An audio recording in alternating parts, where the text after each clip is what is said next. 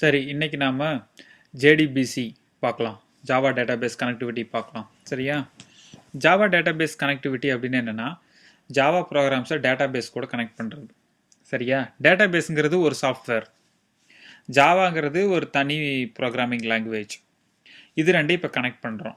இது எதுக்காக கனெக்ட் பண்ணுறோம் அப்படின்னா, அது கனெக்ட் பண்ணுறதுக்கான ஒரு மெத்தட், ஒரு டேட்டாபேஸையும் ஜாவா கனெக்ட் பண்ணுறதுக்கான ஒரு மெத்தட் தான் JDBC. சரியா?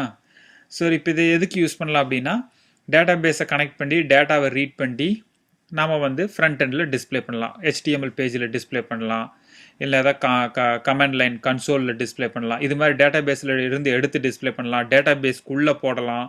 ஸோ இது மாதிரி வேலையெல்லாம் பண்ணலாம். ஸோ இது எதுக்கு தேவை அப்படின்னா, டேட்டாபேஸ் சிஸ்டம்ஸ் எல்லாம் டெவலப் பண்ணுறாங்க, அப்புறம் நிறைய ப்ரோக்ராமிங் லாங்குவேஜ் கண்டுபிடிக்கிறாங்க. ஸோ இது ரெண்டுக்கு நடுவில் ஏதோ ஒரு கனெக்ஷன் இருந்தால் தானே அந்த டேட்டாவை அங்கே ஸ்டோர் பண்ண முடியும், டேட்டாவை எடுக்க முடியும், வெப்சைட்ஸ் எல்லாம் ஷோ பண்ண முடியும். சரியா? ஸோ இது மாதிரி நிறைய இது மாதிரியான இதுக்காகத்தான் இந்த JDBC யூஸ் பண்ணி ஜாவாவையும் டேட்டாபேஸையும் கனெக்ட் பண்ணுறோம். சரி, இதில் இன்னொன்று இப்போ ஃபஸ்ட்டு ஒரு ப்ராஜெக்ட் இப்போ ஒன்று க்ரியேட் பண்ணுவோம். சும்மா சாம்பிள் JDBC வந்து ரொம்ப சிம்பிள் கான்செப்ட், சும்மா லைட்டாக தெரிஞ்சுக்கிட்டா போதும். இப்போ நான் ஒரு இது பண்ணுறேன், new project DB testing, sorry,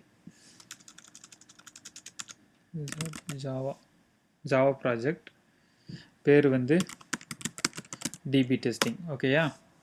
சரி, முடிஞ்சது. இதான் DB testingங்கிற ப்ராஜெக்ட்.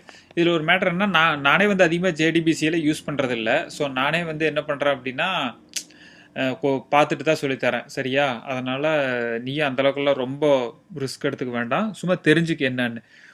பொதுவாக இது ஒரு ப்ராஜெக்ட் இருக்குது, இந்த ப்ராஜெக்டில் நம்ம இதை எழுத போகிறோம். சரியா? இன்னும் ஒரு மேட்ரு என்னென்னா, ஜாவாவையும் டேட்டாபேஸ் சாஃப்ட்வேர் இருக்குது இல்லையா, MySQL, Oracle, இது மாதிரி இதை கனெக்ட் பண்ணுறதுக்குன்னு ஒரு சாஃப்ட்வேர் வேணும். புரியுதா? ஏன்னா இது ப்ரோக்ராமிங் லாங்குவேஜ், அது வந்து ஒரு EXE மாதிரி இருக்கும், அது இன்ஸ்டால் பண்ணியிருப்பேன்.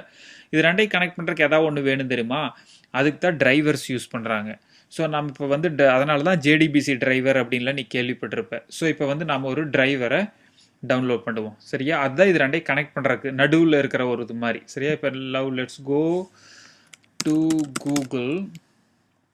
என்ன பண்ணலாம் அப்படின்னா, MySQL நம்ம ஒவ்வொரு கம்பெனியும் ஒவ்வொரு JDBC டிரைவர் கொடுத்துருப்பான். Oracle வந்து ஒரு JDBC டிரைவர் கொடுத்துருப்பான், MySQL வந்து ஒரு JDBC டிரைவர் கொடுத்துருப்பான். அதே மாதிரி MS SQL சர்வர் அப்படிங்கிற டேட்டாபேஸ் எடுத்துட்டீங்கன்னா அவனு கொடுத்துருப்பான். என்ன ஒவ்வொன்றும் டிஃப்ரெண்ட் சாஃப்ட்வேர், எல்லா ஜாவா கூட ஒர்க் ஆகணும்னா ஒவ்வொருத்தரும் ஒவ்வொரு டிரைவர் கொடுப்பான். ஸோ நம்ம இப்போ என்ன பண்ணுறோம், MySQL